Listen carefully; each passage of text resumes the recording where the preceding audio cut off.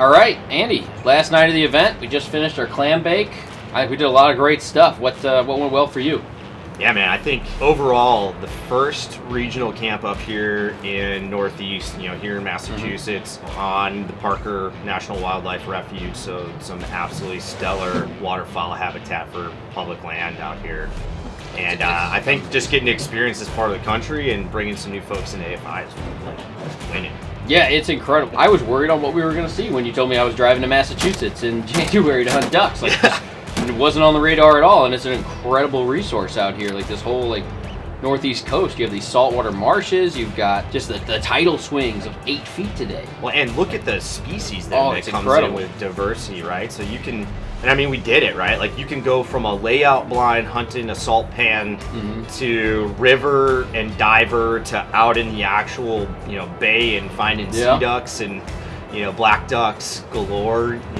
Really a good wintering spot for them. Geese all over the place. That's true, It was incredible. New York, we had both state chairs from the New York and New England board that came out as part of this. So it's the first time that's happened. That's 17 folks between participants and support and VHAers out here. I think the coolest thing, 9 AFI members across almost all the services, all branches repped, all states repped.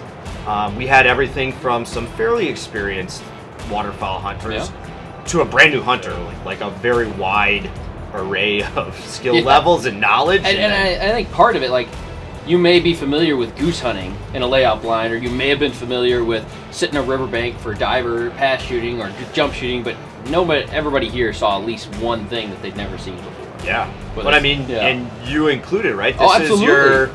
I think this was the last. Yeah, this is my first time hunting the Eastern Flyway, so I've officially hunted all of them now, and this was incredible. The other part of this when we do these leader kind of development camps, and the first one, as I mentioned up here, is it's not just the hunting, but we got some great information from the refuge manager, local fish and game experts and biologists, and conservation organizations in the land space up here, which you typically may not think of when you think East Coast, right? Yeah, it's it all goes back to that AFI mission piece of let's go show you an amazing time outdoors, which we absolutely did. I mean, we got a stack of ducks. Yeah, we didn't do too bad, right? Here, but yeah, I mean, you show them amazing time outdoors, then we give them knowledge and information on why this resource is so important, what makes this northeast corridor here special, why these salt pans, these salt marshes are so important, and then how they, as BHA members, as AFI members, can go make a difference immediately and repeat the success that we just showed them.